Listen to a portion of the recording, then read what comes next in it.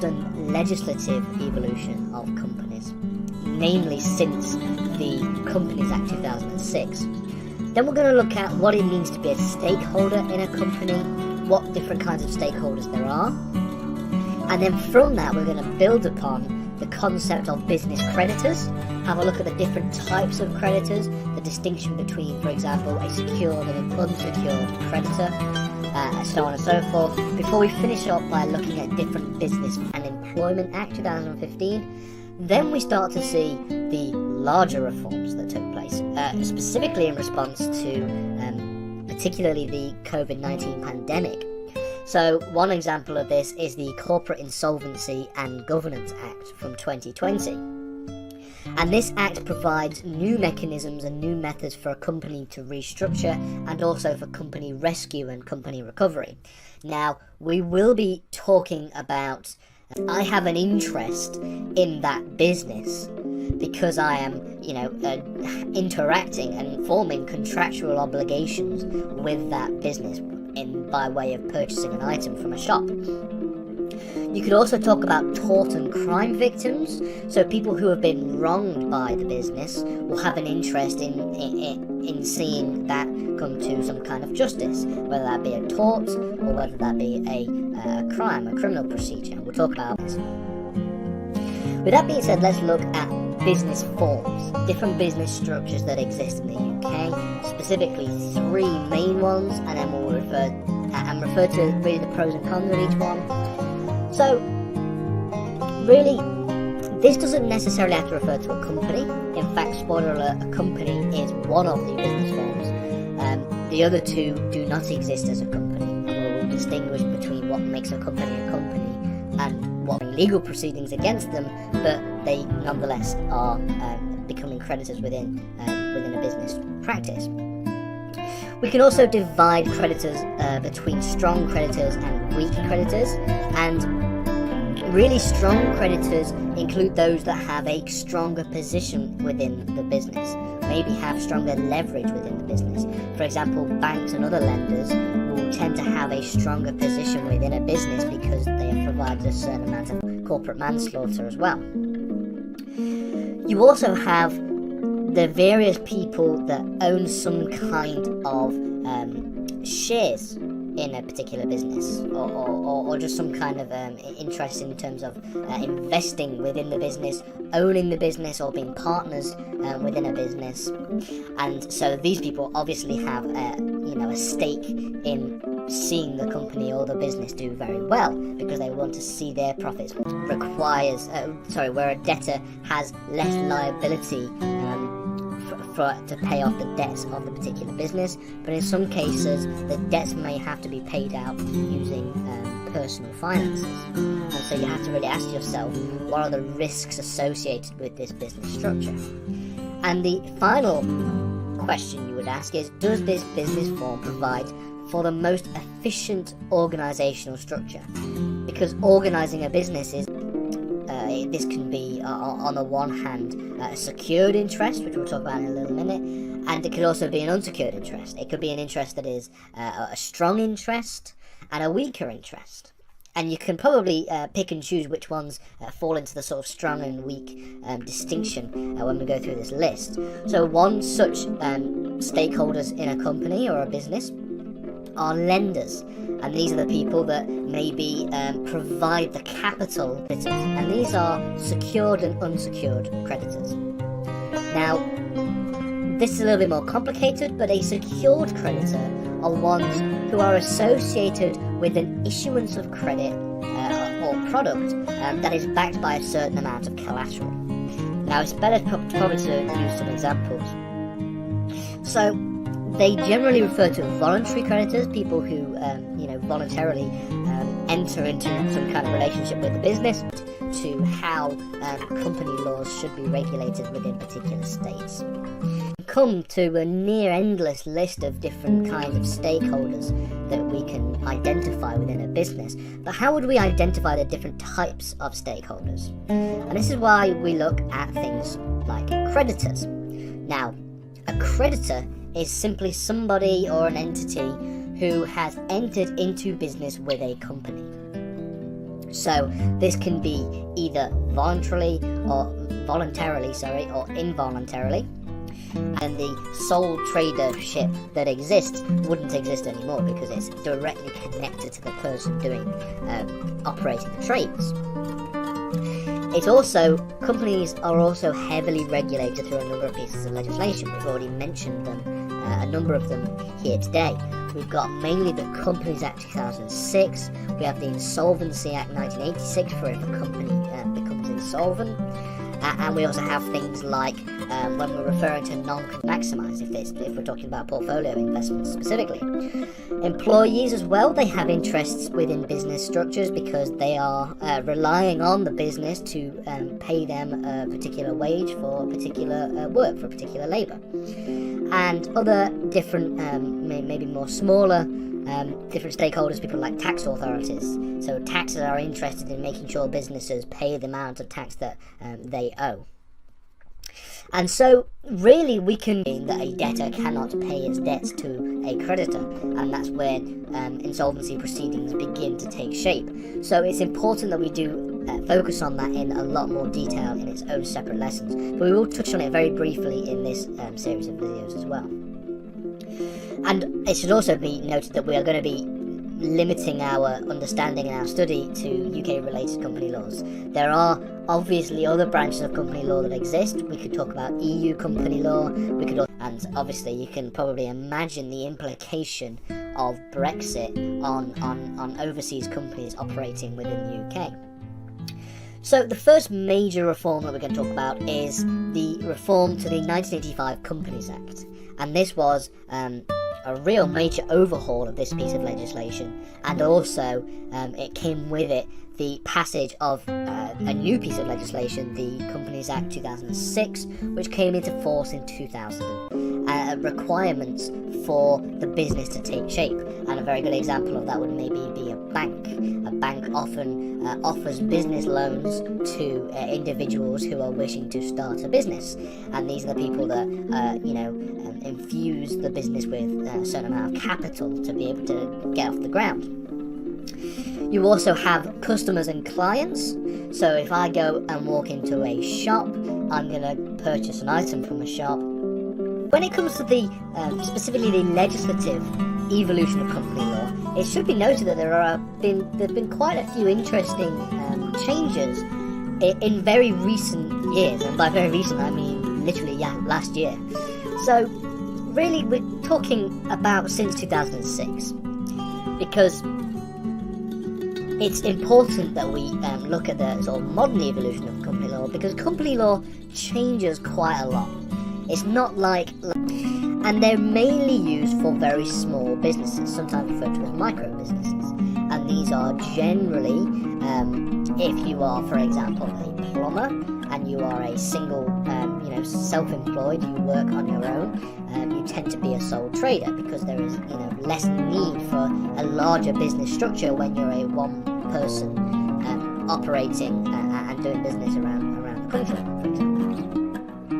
One consequence of a sole trader from the particular individual or individuals who are establishing it. So it means in order for a company to exist, there has to be a process of incorporation, and this process is a way in which a company exists legally as its own separate person within law. In the UK, this is done at Companies House, and so a company is really a business form that has undergone the process of incorporation. Now, we will be referencing the Companies Act a lot throughout this series of lessons, obviously, but the Companies Act itself is particularly huge. It's a very, very, very big, thick, dense piece of legislation. So I wouldn't encourage anybody to read it from start to finish, but we will be referencing all the important parts throughout. And then in 2015, we have a reform to small business, and with the small business enterprise and contractual liabilities of a company, things like the Corporate Manslaughter Act. And you've also got regulation from supranational institutions like the European Union, mainly EU directives, and a few pieces of EU case law as well from the ECJ.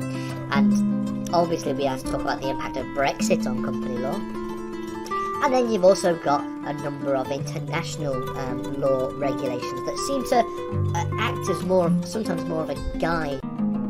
And just like with a sole trader, there is no protection from the debts to creditors if a business fails. However, unlike with a sole trader, the liability to the creditors would be shared across however many people the partnership itself. So finally, let's look at the main one we want to talk about, and this is a company. Okay.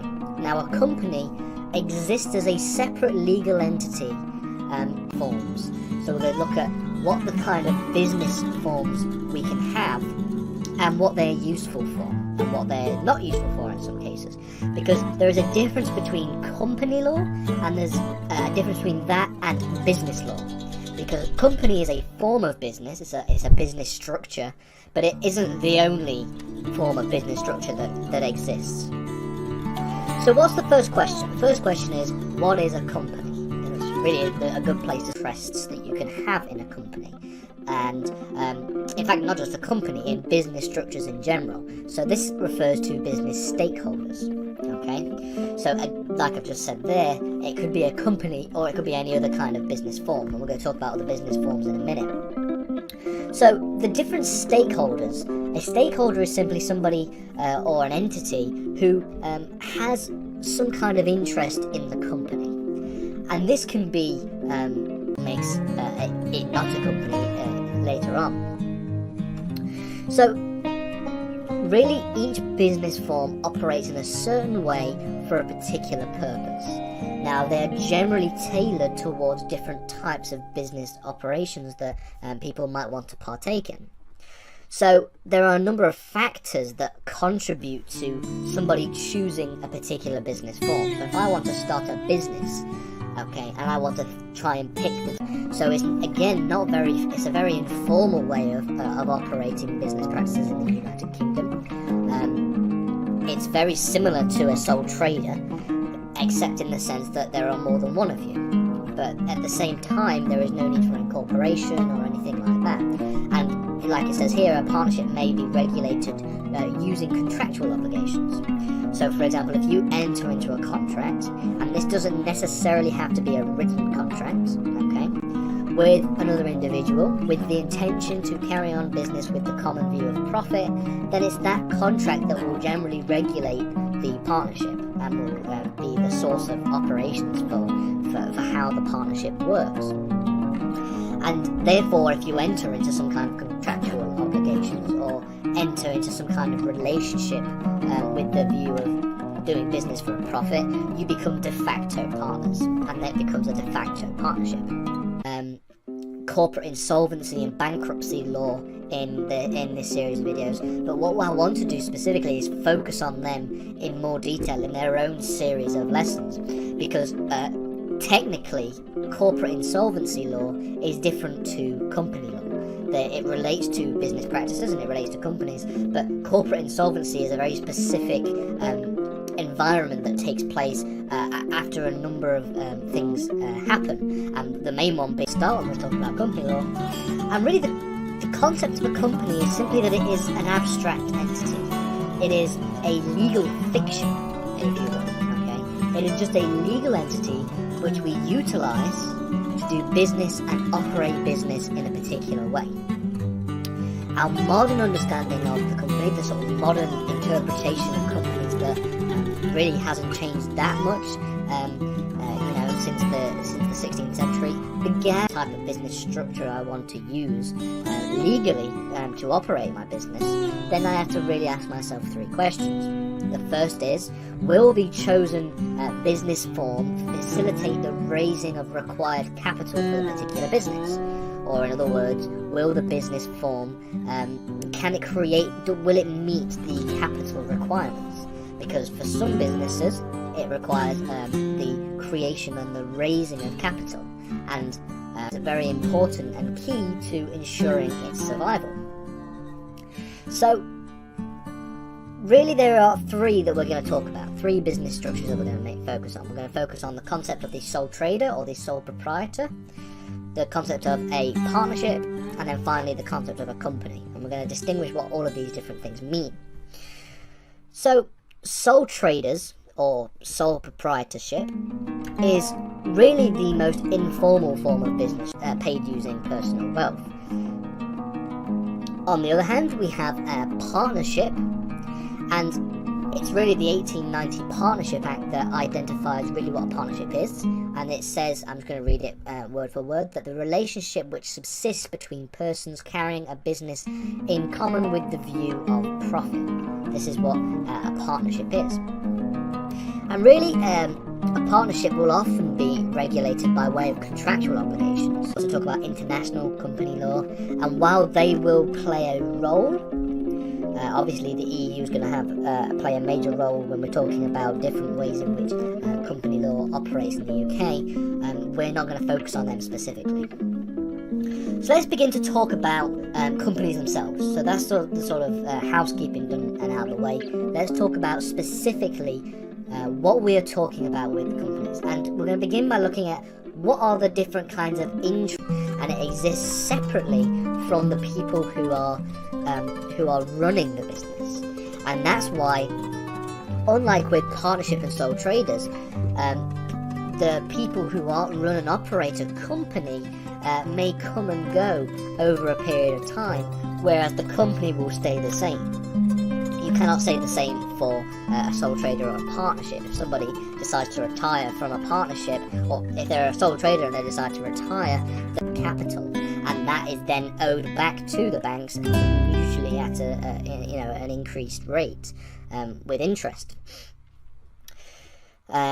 On the other hand, you have people like customers who tend to be weaker creditors. They have less of a position within the business. They're not as integrated within the business if you're simply just purchasing a good or service from the business. And then we've got the final way in which we characterize credit: lenders, managers, investors, for example. And it really means that they can seek securities from the business. Okay, whereby if their interests or their issuance of a credit product are unable to be secured, then the business then there is a certain consequence from the business, and that is in the form of securities. By contrast, on the other side of the coin, that might be the case, but not all business structures are geared towards capital, raising of capital, and creation of profit. The second question you want to be asking is, what are the risks associated with a particular business form? Specifically, what happens if a particular business fails? In some cases, there are limited liabilities where a debtor is that there are no protections if this particular business fails. So if you incur debts throughout the operation of your business, which is something that generally happens all the time, it's a natural part of business, you incur debts. Well then, if you are unable to pay said debts, you cannot have those debts written off in the form of bankruptcy proceedings. You'd have to pay that out yourself.